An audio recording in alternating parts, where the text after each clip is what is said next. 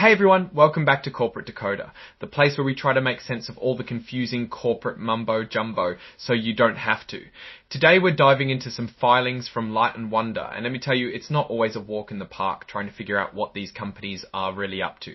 Sometimes it feels like they're speaking a different language designed to hide the real story. In this report, Light & Wonder, a company in the gaming and entertainment business, just made a big move by acquiring Grover Gaming's charitable gaming business. To make this happen, they also secured a new loan. We'll break down what that means, how it affects the company, and what it could mean for you if you're invested or just curious. Before we start, if you appreciate getting straight insights from corporate documents, make sure you're subscribed. We also have a Discord community linked in the description below where you can discuss these topics with other investors. Let's kick things off with the Form 8K filing. This is basically a corporate bat signal, used to announce major events that could be important to shareholders. In this case, the big news is about money, specifically how Light & Wonder got a new loan. The company, through its subsidiary Light & Wonder International, got a new term loan, essentially a loan with $100 million. They call it the new term loan A facility. Think of it like taking out a huge mortgage to buy a new house, but instead of a house, it's for a business acquisition. Now, this loan isn't just floating around unsecured. It's tied to pretty much all of the company's assets, meaning if they can't pay it back, the lenders can seize those assets. Light & Wonder and all their major domestic subsidiaries guarantee the loan, basically saying, we promise to pay, and if we don't, you can come after us. This loan has a due date, which they call the maturity date, set for May of 2028.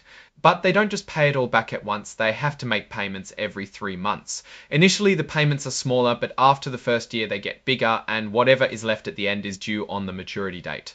It's like paying off a car loan slowly but surely. The first payment is due on September of 2025. Of course, the company doesn't just pay back the $800 million, they also have to pay interest, the cost of borrowing the money. The interest rate can change because it's tied to something called the adjusted term SOFR rate plus a little extra. SOFR is basically a benchmark interest rate that banks use, or they can choose a base rate plus a smaller addition. This means the cost of the loan can fluctuate depending on the market. Here's where it gets a bit technical. The loan agreement includes a financial covenant, a promise to maintain a certain financial health. In this case, the company has to keep its debt at a certain level compared to its earnings. They can't let their debt get too high, or they could be in trouble with the lenders. The company cannot be in excess of a maximum consolidated net first lien leverage ratio of 451 to 0. Meaning, for every dollar the company makes, it cannot hold more than $4.5 in debt. Why did they take out this loan? To buy Grover Gaming's charitable gaming business. This is a pretty big acquisition, and it's why they needed all that cash. Moving on to item 701, which is all about making sure everyone gets the same information at the same time. It's called Regulation FD, which stands for Fair Disclosure. In this part of the filing, the company announces that they completed the acquisition of Grover Gaming's charitable gaming business on May 16 of 2025. The company paid $850 million in cash, and there's also a possibility of paying up to $200 million more, depending on how well the business performs over the next 4 years. Think of it as a bonus if the acquisition is a success. Now, let's step back and put all this together. Light & Wonder took out a big loan to buy Grover Gaming's charitable gaming business. This is a significant move for the company. They're betting that this acquisition will boost their earnings and help them grow, but it also means they're taking on a lot of debt. So what are the main takeaways? Light & Wonder is making a big bet on the future with this acquisition, but that bet comes with a hefty price tag in the form of a large loan. They have to manage that debt carefully to avoid running into trouble with their lenders.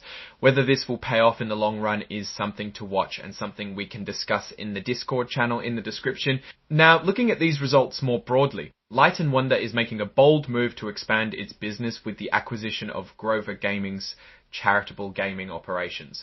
The company's willingness to take on a substantial amount of debt through the new Term Loan A facility reflects confidence in its future earnings potential. On the flip side, the company is taking on a considerable amount of debt, which could become a burden if the acquisition does not perform as expected or if economic conditions worsen. The financial covenant included in the loan agreement adds pressure to maintain a healthy financial position. One thing to look out for is if they need to raise more money, for example, by selling stocks, which in turn decreases the value of current outstanding stocks. Alright, that's our breakdown of Light & Wonder's latest filing. What's your take on these moves and what they signal for the company's future? Drop your thoughts in the comments. If this analysis was valuable, hitting that like button really helps, and subscribe for more deep dives. Don't forget to check out the Discord in the description for further discussions. Thanks for watching. See you next time.